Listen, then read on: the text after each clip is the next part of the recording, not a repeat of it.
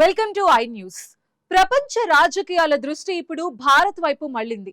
న్యూఢిల్లీలోని భారత్ మండపంలో భారత అధ్యక్షతన బ్రిక్స్ విదేశాంగ మంత్రుల సమావేశం ఘనంగా ప్రారంభమైంది. పశ్చిమాసియాలో యుద్ధ మేఘాలు కమ్ముకున్న వేళ ప్రపంచ ఇంధన భద్రతే లక్ష్యంగా ఈ కీలక భేటీ జరుగుతోంది.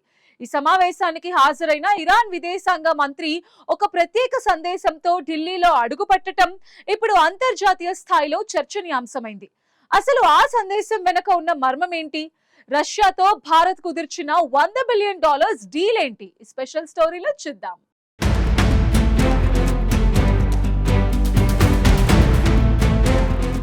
భారత రాజధాని న్యూఢిల్లీ ఇప్పుడు ప్రపంచ దౌత్యానికి కేంద్ర బిందువుగా మారింది. 2 రోజుల పాటు జరిగే ఈ బ్రిక్స్ విదేశాంగ మంత్రుల సమావేశం ముఖ్యంగా ఇరాన్, అమెరికా మధ్య నెలకొన్న ఉద్రిక్తతల నేపథ్యంలో అత్యంత ప్రాధాన్యత సంతరించుకుంది.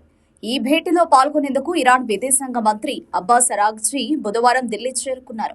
అయితే ఆయన ప్రయాణించిన విమానంపై మిరాబ్ 168 అనే సందేశం రాసి ఉండడం అందరినీ ఆశ్చర్యపరిచింది. గతంలో ఇరాన్లోని ఒక పాఠశాలపై జరిగిన వైమానిక దాడిలో మరణించిన 168 మంది చిన్నారుల స్మారకార్థం ఈ ప్రతీకాత్మక సందేశాన్ని ఉంచినట్లు తెలుస్తోంది. ఇది పరోక్షంగా తమపై జరుగుతున్న సైనిక దాడుల పట్ల ప్రపంచ దేశాల మద్దతు కోరే ప్రయత్నంగా విశ్లేషకులు భావిస్తున్నారు.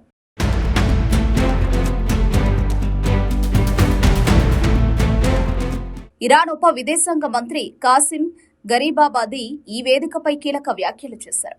బ్రిక్స్ సభ్య దేశాలపై జరిగే ఎటువంటి సైనిక దురాక్రమణ అయినా ఈ కూటమి ముక్త కంఠంతో వ్యతిరేకించాలని ఆయన కోరారు. ముఖ్యంగా సమావేశం ముగింపులో విడుదల చేసే ఉమ్మడి ప్రకటనలో ఈ అంశాన్ని చేర్చాలని గట్టిగా డిమాండ్ చేస్తున్నారు. మరోవైపు భారత్, రష్యాల మధ్య ద్వైపాక్షిక చర్చలు ఫలప్రదంగా సాగాయి.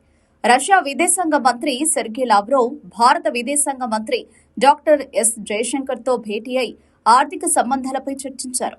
2030 నాటికి ఇరు దేశాల మధ్య వాణిజ్యాన్ని $100 బిలియన్ చేర్చాలనే లక్ష్యాన్ని పెట్టుకోగా ప్రస్తుత జోరు చూస్తుంటే ఆ లక్ష్యాన్ని సులభంగా అధిగమిస్తామని లావ్రోవ్ ధీమా వ్యక్తం చేశారు.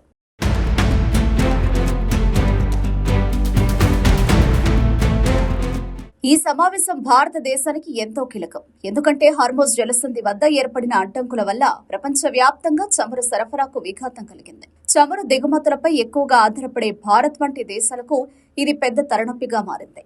ఈ ఉద్రిక్తతలను తగ్గించి ఇంధన భద్రతను ఎలా కాపాడుకోవాలనే దానిపై బ్రిక్స్ దేశాలు ఒక స్పష్టమైన రోడ్ మ్యాప్ ను సిద్ధం చేస్తున్నాయి. సమావేశంలో పాల్గొన్న ప్రతినిధులందరూ ప్రధాని నరేంద్ర మోదీని కూడా కలవనున్నారు. అనంతరం డాక్టర్ జయశంకర్ ఇచ్చే ప్రత్యేక విందులో పశ్చిమాసియా సంక్షోభంపై లోతైన చర్చలు జరగనున్నాయి. మరి బ్రిక్స్ సమావేశం ప్రపంచ రాజకీయాల్లో ఎలాంటి మార్పులు తీసుకువస్తుందో వేచి చూడాలి.